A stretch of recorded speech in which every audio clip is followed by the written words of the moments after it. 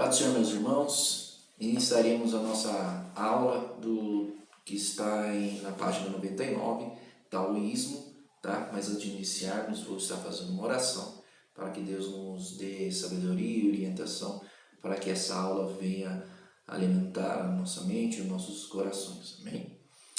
Jesus querido e santo, muito obrigado, Senhor, por esse momento que o Senhor tem nos dado para estar ministrando esta aula com sabedoria e entendimento. Abre, Senhor, nossas mentes, nossos corações, para que o Senhor possa nos orientar no decorrer desta aula. Senhor, seja com cada um de nós, para que possamos obter o máximo daquilo que o Senhor quer nos mostrar através desse ensino, em nome de Jesus.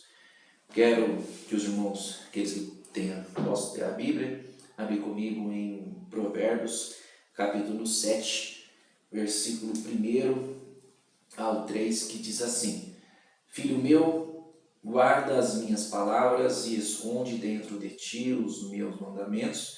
Guarda os meus mandamentos e vive, e a minha lei com a menina dos teus olhos. Ata-as os teus dedos e escreve-os na tábua do teu coração. Que possamos guardar os mandamentos do Senhor, né, e seguir os mandamentos que o Senhor tem a nos mostrar. Maravilha de Deus. Então, nós estamos falando agora sobre o taoísmo e também estaremos falando hoje sobre o shintoísmo, tá? Na página 99 estaremos falando sobre o taoísmo. O que é o taoísmo? Né? É um sistema politeísta, filosófico, de crenças que assimila os antigos elementos místicos e enigmáticos da religião popular chinesa, como culto aos ancestrais rituais de exorcismos, alquimia e magia. A origem da filosofia do taoísmo é atribuída aos ensinamentos do mestre chinês Erli ou Lao Tse, né, que é o velho mestre, um contemporâneo de Confúcio nos anos 550 a.C., né? Então a gente vemos aí que é o taoísmo, que é a parte do sistema politeísta e filosófico de crença que assimilam antigos elementos místicos e enigmáticos, tá? Atualmente, a religião conta com cerca de 3.000 monges e 20 milhões de adeptos em todo o mundo, sendo muito popular em Hong Kong, com mais de 360 templos. Então, vemos aí, se a gente parar para pensar, não são poucos, né? São bastantes pessoas ao qual seguem ainda esse tipo de religião. E vamos aprender também que eles, ao princípio de tudo, o qual a gente já vem aprendendo anteriormente, ao início desta denominação, ao qual a gente veio conhecendo, teve uma origem, um aspecto que eles pudessem, né, estavam vendo para estar seguindo. Então, o Criador, desde o início, ao qual iniciou, a gente viu que não foi início de uma religião em si, mas os seus seguidores, e assim sucessivamente, vieram transformando seus líderes em si uma certa religião, denominado a adoração de alguma coisa, tá? Na fundação do taoísmo, na página 99 ainda, né? Como no budismo, né? Muitos fatos da vida de Lao Tse a maioria são lendas, porque não presenciaram, não viveram junto com o Tao, mas foram histórias contadas, alguns mitos, lendas, ao qual foi passado de geração a geração.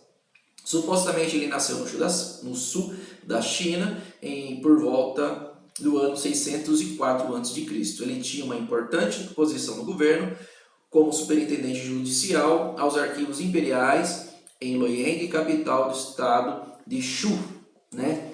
Por desaprovar a tirania dos regentes do seu governo, Lao veio a crer e ensinar que os homens deveriam viver uma vida simples, em honrarias ou conhecimento. Sendo assim, ele renunciou ao seu cargo e foi para sua casa. Então, a gente pode ver que ele teve até um pensamento de não viver com grandes riquezas, grandes dinheiros, aproveitando a vida no seu melhor, igual que a gente vive hoje, presencia hoje, que muitas pessoas hoje buscam o crescimento não tão espiritual, mas sim busca o crescimento ao qual se satisfaz, né? Então, vamos falar, hoje em dia as pessoas buscam o dinheiro para ter um crescimento melhor, né? Vou ser bem sincero, né?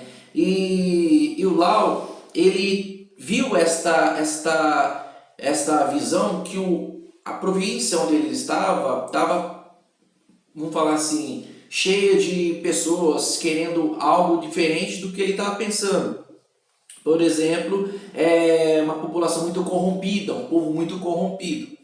E, então ele quis se afastar disso daí, só que ele já tinha um ensinamento, né? O povo conhecia o seu ensino, sabia qual era o seu pensamento sobre como buscar algo melhor, sem ter riqueza nenhuma.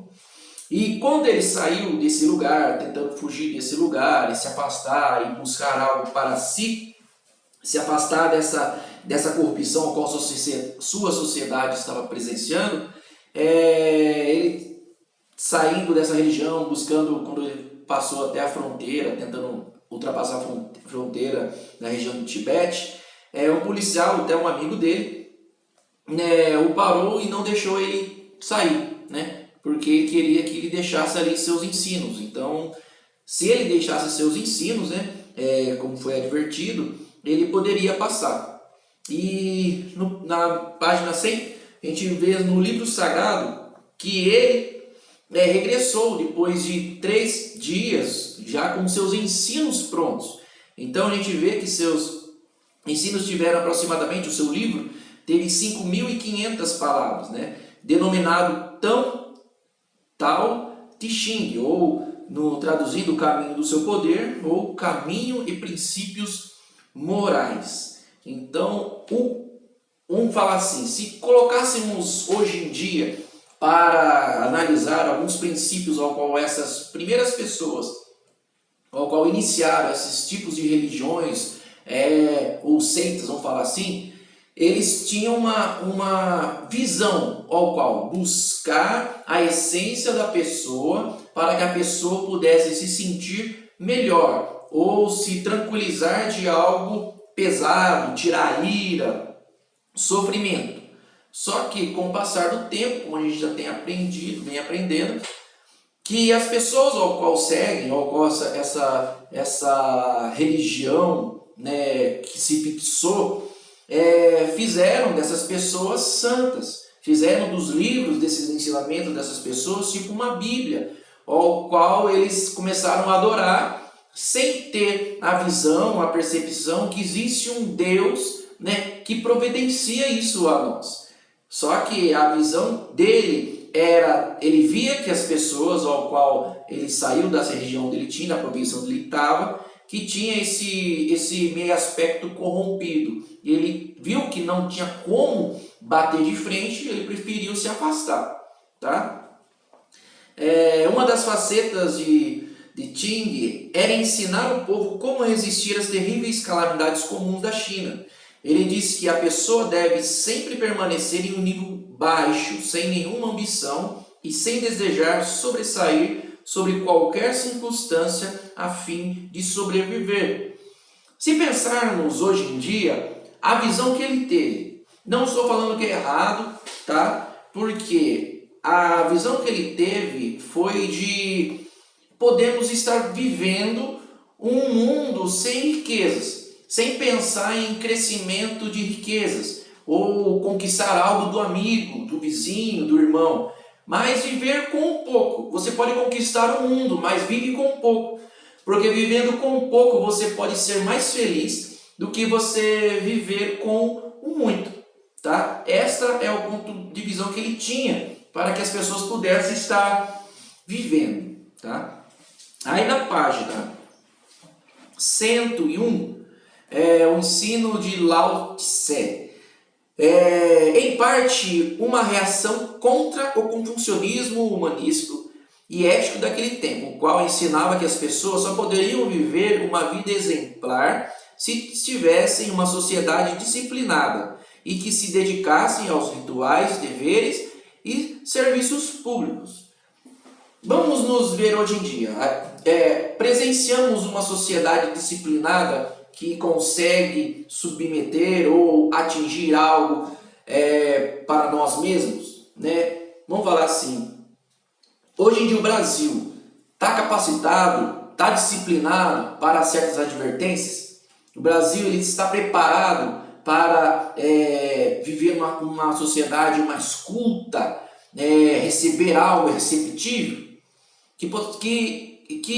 Qual que é o ponto disso aí?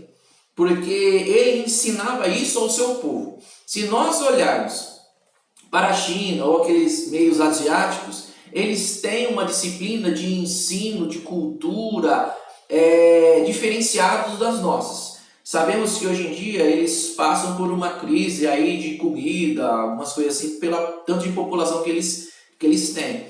Mas se olharmos para o exemplo de respeito, de higiene em alguns certos lugares, a gente vê que eles estão bem à frente que nós, tá ok? Na página 102 e na 103 a gente vai ver quais os elementos ao qual eles se adaptaram para se seguir a própria religião. O tal, que significa Deus para eles, né, diz assim: apesar do taoísmo originalmente ignorar um Deus criador, os princípios do Tao eventualmente têm um conceito de Deus. Lao Tse escreveu: antes do céu e da terra existirem, havia algo nebuloso. Eu não sei o seu nome, e eu o chamo de Tao. O Tao para eles era Deus. Mesmo sabendo que existia algo, mesmo ele sem saber que existia, ele sabia, sem saber o que era, mas ele sabia que existia. Então ele sabia que tinha ali algo diferente. Só que nós crentes, nós conhecedores da palavra, sabemos que sempre existiu um Deus para que pudesse estar administrando, fazendo, colocando nós ao ponto ao qual estamos hoje, para sermos conhecedores da palavra dele, ter o conhecimento e disciplinar aqueles que ainda não conhecem a palavra de Deus. Yin Yang, que é uma palavra de lado positivo, e o negativo, que é o Yang, que é o positivo, e o Yin, que é negativo. Aí é o ponto que a gente chega, ao qual eles trabalham muito nesse termo de ensino deles, que é ao equilíbrio da vida, que você tem que ter o equilíbrio da vida. E eles meio que disseminaram, né? Meio que colocaram isso em exemplos, né? Destacados em certas partes, para que pudéssemos ter um equilíbrio da vida. Tudo na vida tem equilíbrio. Você não pode ser muito bonzinho e nem muito mal. Você tem que ter um equilíbrio. Você não pode ser tanto positivo e nem tanto negativo. Você tem que ter um equilíbrio, né? Na página 102, no quarto parágrafo, diz assim: quando esses elementos, que é o lado positivo e negativo, não estão equilibrados, o ritmo da natureza é interrompido com desajustes, resultando em conflitos. Eles ensinam que, da mesma forma que a água se modela dentro de um copo, o homem deve aprender a equilibrar seu yin e yang, a fim de viver em harmonia com o Tao, né? Yin, que é o positivo e o negativo, e o Tao, que é o Deus, ao qual está sempre em equilíbrio. Nesses termos ao qual eu passei, ao qual eles seguem para manter este equilíbrio, como a gente assistimos TV, ou aqueles que puderam ter a oportunidade de viajar para a China, para o Japão, presenciaram que eles viviam, principalmente a classe mais velha, eles têm uma cultura de fazer relaxamentos ao ar livre, fazer um treinamento, fazer algo que motive, tira aquele peso, tire aquele aspecto de dureza, para que eles pudessem ficar mais leve. Tem muitos que têm o jeito de pintar, cantar e fazer artes marciais, acupuntura, o que a gente vai estar vendo agora. Nas artes marciais, força ou chi, uma energia que sustenta a vida, flui no corpo e se estende a fim de destruir o seu oponente. Sei que muitos já possam ter ouvido já que a força, né, ou o desenho animado, que é o Chi, vem da força, que não sei o que tem, alguma coisa meio que parecida. Que através dessa força a gente obtém o equilíbrio, que é todas as artes marciais envolvidas nesse país têm esse jeito de trabalhar o corpo, a mente, né, e o lado de respiração, ao qual vem trazer o equilíbrio para que você possa obter aí vamos ver, equivalência de força, não força, né, de velocidade, não velocidade, mas que você mantenha ali naquela linha, né, do equilíbrio. Aí na acupuntura, usando a mesma filosofia, eles veem a saúde fisiológica como evidência de equilíbrio do Yang e Yin. Esses elementos estão desequilibrados, as enfermidades surgem. Então por isso que a gente vê essa parte de acupuntura, que quando as pessoas estão meio desequilibradas, a saúde está meio fraca, eles partem para a acupuntura para que venha manter o equilíbrio da sua saúde, né? Sua saúde, para que eles possam se manter ali livre de doenças através da acupuntura. Aí tem a parte do yoga. Yoga, apesar de não referenciar o taoísmo, ela incorpora a mesma filosofia da força, como sustentador da vida e da estética, o qual faz com que o nosso corpo se sinta relaxado no modo de respiração, apontamento, o estresse. Então, quando a gente brinca, né, que se você está muito estressado, faz um yoga, para que você aprenda a respirar, para que você relaxe, sai desse mundo e entre para um lado espiritual e traz assim a tranquilidade. É o que eles buscam e pensam para trazer a parte do equilíbrio. Nos cultos ancestrais, para os chineses, a maioria dos deuses são pessoas que tiveram poder excepcional durante a sua vida. Então, todas as partes de deuses, para eles, pessoas deuses, viveram no nosso mundo. Então, passando de uma forma boa ou não, eles viveram no nosso mundo e eles assim adoram. Muitos eles canonizam, transformando em deuses.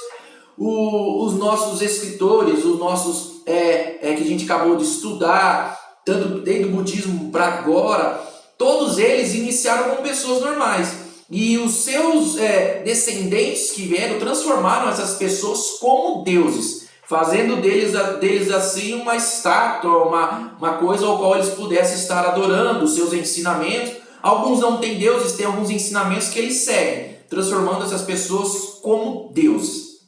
Tá? Nos rituais de exorcismo, o taoísmo possui um sacerdócio hereditário, principalmente em Taiwan. Tá? O sacerdote principal, que no momento da cerimônia se encontra em transe, se dirige a outras divindades, representando outros aspectos do Tao, em favor do povo. Então, se nós fôssemos pensar, a mesma coisa do sacerdote, ou igual temos na Bíblia, antigamente, não.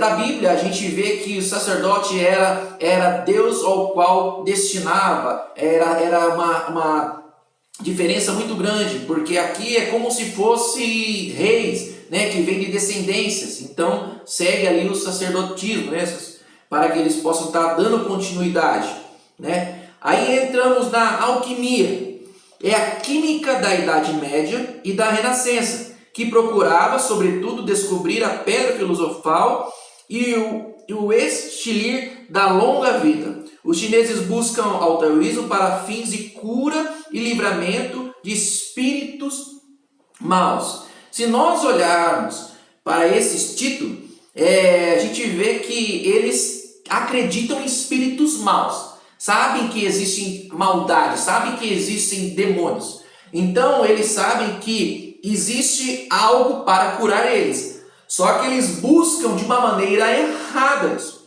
Aí a gente entra na magia. Os discípulos de Lao Tse diziam ter poder sobre a natureza e se tornaram adivinhos e exorcistas. De uma certa forma, a gente vê que o inimigo aproveita dessas pessoas que têm pouco conhecimento do poder divino ao qual conhecemos Deus, e eles abusam dessas pessoas, fazendo com que eles venham adorar outros tipos de deuses, ao qual não existe. Por quê? Os deuses ao qual eles adoram são pessoas que viveram na Terra, né? Tirando o caso Jesus, que é o da Trindade, veio na Terra, viveu como um homem para que nós pudéssemos ter nele a experiência, a olhar nele, que ele viveu como homem, trabalhou como homem, e aqui na Terra ele pôde, nos mostrar que pudéssemos fazer a mesma coisa que ele. Olhando para eles aqui, nessa parte de aprendizado ao qual eles vivenciaram com seus ensinadores, desde o budismo até agora, eles, através desses ensinos, eles estão adorando algo que eles não vamos falar assim, não tem uma visão longa. Eles tiveram um ensino que uma pessoa de extrema bondade, quis trazer bondade para o povo, quis trazer uma tranquilidade, vamos falar assim, uma magia boa. E nesses aspectos, o inimigo entra, fazendo com que eles tiram a visão de Deus. Por isso que hoje em dia, quando a gente senta para conversar com uma pessoa que é de outra denominação, outra religião, é difícil você colocar na mente dela que Deus existe de verdade. Deus não é esse que eles adoram. Não é esse ao qual eles estão seguindo. Porque ele já vem de uma descendência antiga. Por isso que hoje em dia devemos dar nosso exemplo, mostrar qual que é a verdadeira palavra, qual o motivo ou qual estamos aqui, por que estamos aqui, porque estamos nos últimos tempos, estamos vivenciando aí uma crise aí que está acontecendo agora, que é o coronavírus, que é mundial. E isto é bíblico acontecer, mas devemos estar frisando e mostrando para que essas pessoas vejam e reflitam que algo muito poderoso está acontecendo, mas que o poder dos céus, poder de Deus, através do seu Espírito Santo, vai cobrir os seus protegidos, que somos nós. E precisamos abrir a mente dessas pessoas, ao qual seguem esses tipos de religiões, e não tem aí um posicionamento firme, correto, segue o mandamento de pessoas carnais que morreram sem um entendimento espiritual bíblico. Por mais que eles mantinham aí um conhecimento da bondade, não gostavam de pessoas que agrediam, era carrasco, mas seguiam um bom andamento, não eram deuses, eram pessoas amáveis, vamos falar assim, amáveis, que gostavam de fazer coisas boas, mas não é dizer que elas são deuses. É a mesma coisa se a gente pegasse qualquer pessoa hoje em dia, com um bom conhecimento da palavra, e a gente vê bondade naquele coração, e essa pessoa falecesse e transformássemos ela em Deus. É a mesma coisa. Aconteceu desde a época quando foi criado o budismo. Então essas pessoas ao qual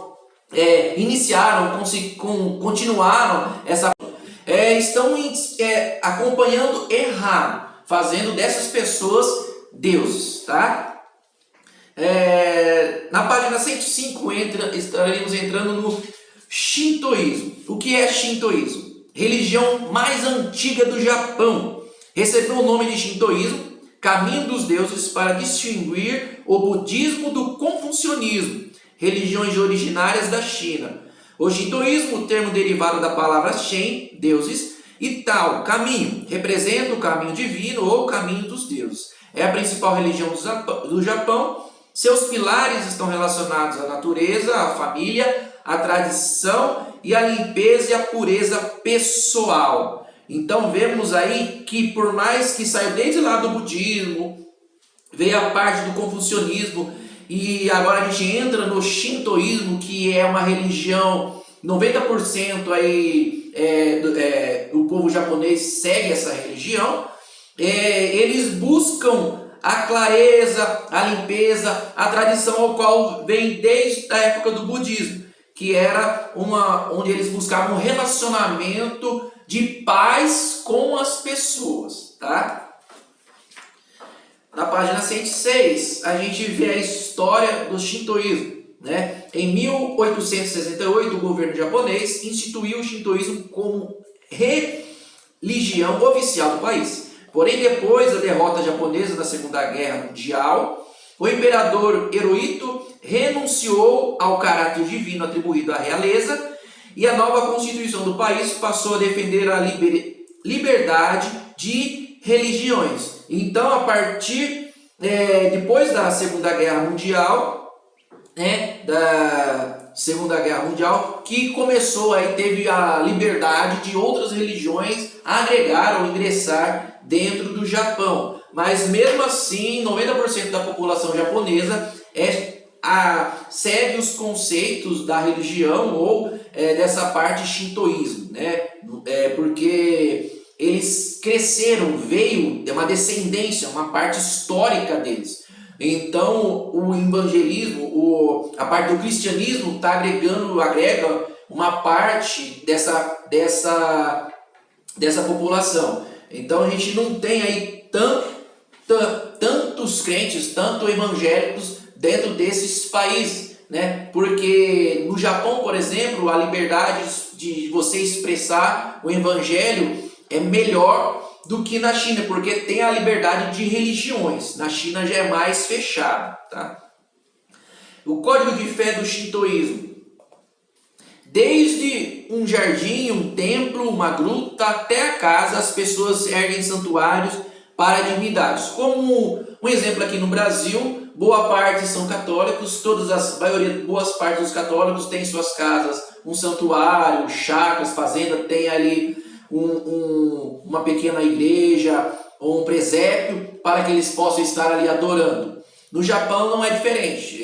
Todas as casas têm um lugar onde eles possam estar adorando o Buda deles, tá? Um momento de culto deles, tá? O culto shintoísta é realizado em templos dos kamis locais, feitos de madeira e, segundo a tradição, reconstruído a cada 20 anos. Nas festas religiosas, uma estátua do kami ou um emblema que o simboliza é transportado pelas ruas em um andor chamado de mikoshi, tá? Então a gente vê que eles são tecnicamente bem religiosos. Se nós pensássemos, se eles adorassem da mesma essência que eles adoram esse tipo de religião, que eles buscam esse tipo de religião, vamos falar de adorar, mas eles buscam seguir esse tipo de religião. Se eles, na mesma essência que eles seguem, eles seguissem a Deus, imaginamos que eles seriam os verdadeiros adoradores, correto? Por quê?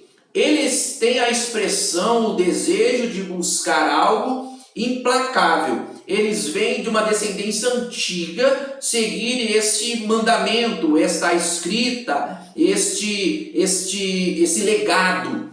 E nós, que somos conhecedores da palavra, não temos essa mesma intuição de acontecer algo ou buscar algo, de estar levando a palavra.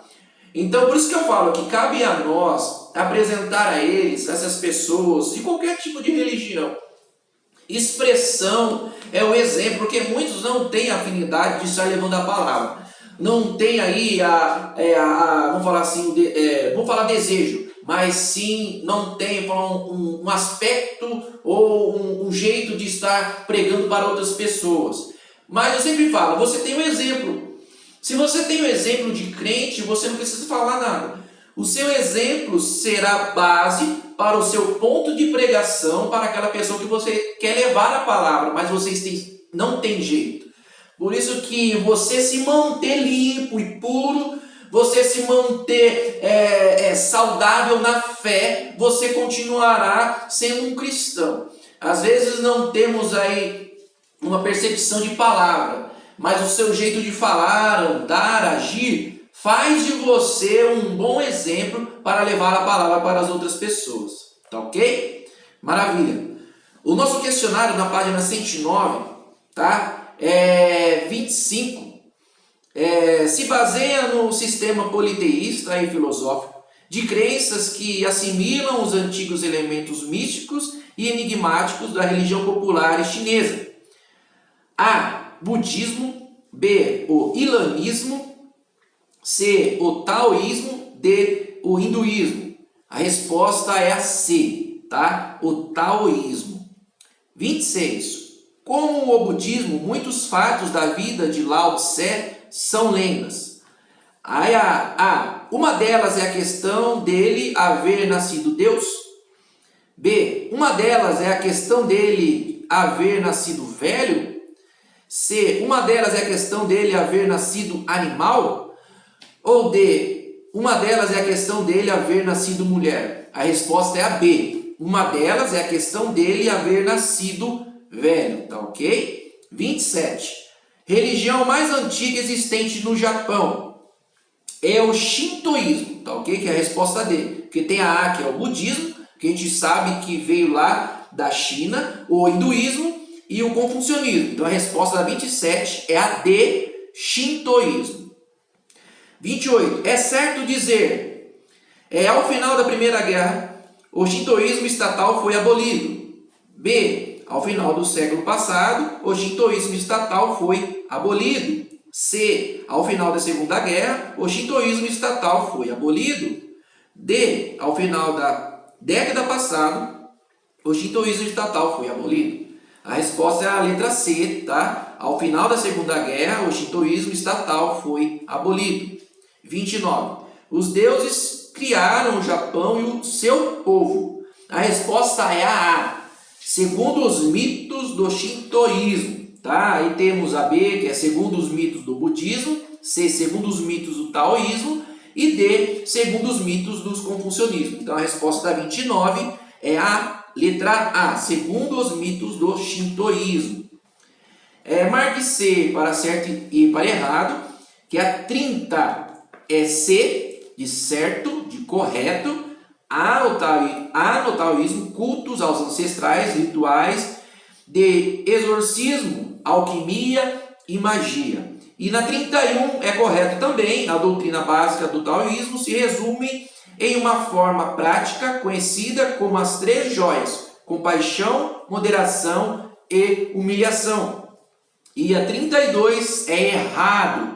O shintoísmo prega a necessidade de salvação, de redenção, e tem uma forma rígida e pré-estabelecida de culto. Isso é errado, tá? Eles não pregam a salvação e redenção, não. Eles seguem aí o conceito de plena, vamos falar, paz e tranquilidade para o próprio corpo e alma, tá ok? A próxima aula a gente já entra no capítulo 3, tá? Que é religiões originárias da Ásia Ocidental, Palestina, Pérsia e Arábia. Essa lição a gente deixa para o próximo vídeo, ao qual a gente vai estar passando já a semana que vem, ou no final dessa semana a gente já está passando essa lição, tá ok? Deus abençoe a todos, que vocês possam estar alimentados por esta aula, por esta palavra, que Deus continue abençoando a vida de cada um dos irmãos. Eu sei que estamos passando um momento muito difícil, através do qual estamos vivenciando essa